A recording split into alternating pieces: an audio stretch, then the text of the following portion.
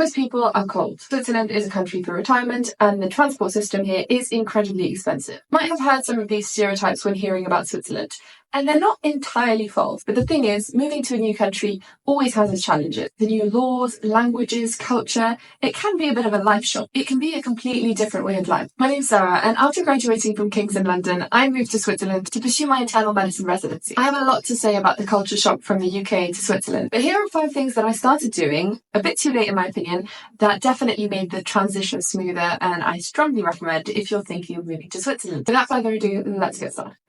Number 1 has to do with finances because, hey, it's Switzerland. But the first thing I would say is find an accountant to do your taxes for you. This is something we're not taught in school, and we're definitely not taught in medical school. Back in the UK, your taxes are automatically removed from your paycheck before you receive it, so you don't have to think about it. I mean, you can think about how much tax you're paying, but you don't need to calculate anything. Switzerland is one of those countries where you need to declare your taxes and do all the calculations and deductions, and it can be a bit overwhelming if you're not used to that. And this isn't just a lazy hack, sort of go ask the accountant to do it instead of you. It could actually be financially beneficial for you because taxes depend on a lot of factors. If you have a house, if you've moved house, which canton in Switzerland you live in, whether you're married, if you have kids, if you travel into work. And with all these factors, you can calculate how much tax you need to pay, and there's lots of things you can deduce from it. So for example, if you travel into work by car, there's a certain amount that you can reduce from your taxes. This also includes canteen food and any training you've done related to your degree. So in my case, it would be like the ACLS, or if I'm preparing a medical exam, I can remove a certain percentage from my taxes. I didn't know this, and also it's hard to figure out exactly everything that you can deduce from your taxes. So by paying around 100 to 150 francs to an accountant to do that job for you, you can save thousands of francs, and that's what happened to me. I had no clue in the beginning. I arrived in Switzerland and assumed that everybody just knew how to do their taxes from birth because, hey, they're Swiss. I even went to HR to ask them for guidance, and they just said you need to figure it out by yourself. It was only after 2 years of me scrambling to sort out my taxes and not knowing what I was doing that I found out that most of my colleagues were delegating that task to accountants, professionals who do this for a living. So get an accountant for your taxes, you'll save money, you'll save time, and you'll avoid yourself a lot of stress. Number 2 is still related to finances and basically all the admin stuff you need to go through when you move to a new country.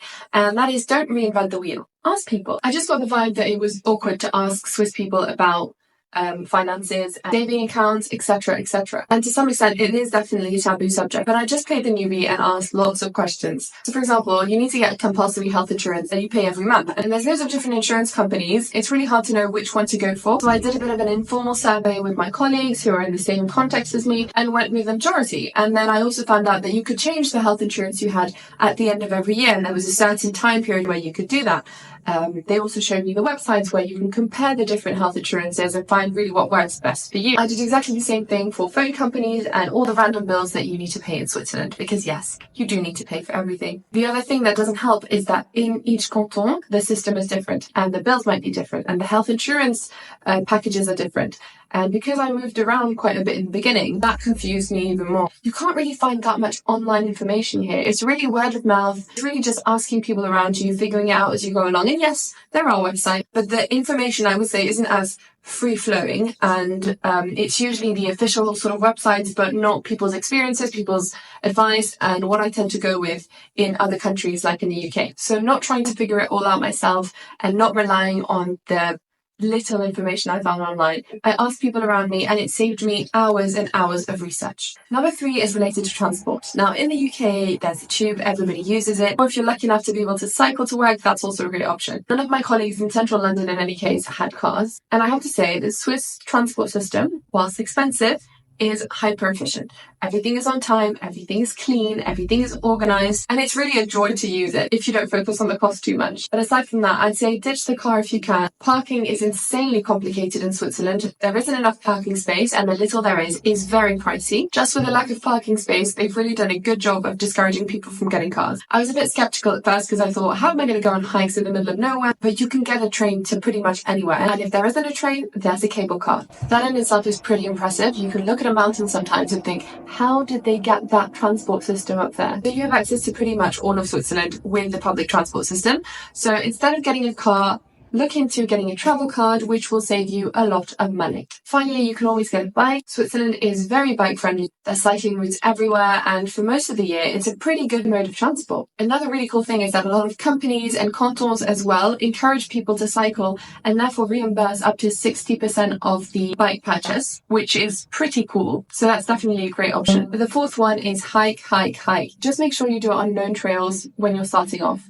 I say this because especially in the winter months, for somebody who's not used to hiking in the winter, it can be very dangerous. Every year, unfortunately, there are deaths that happen in the mountains, whether it's in the context of avalanches, storms.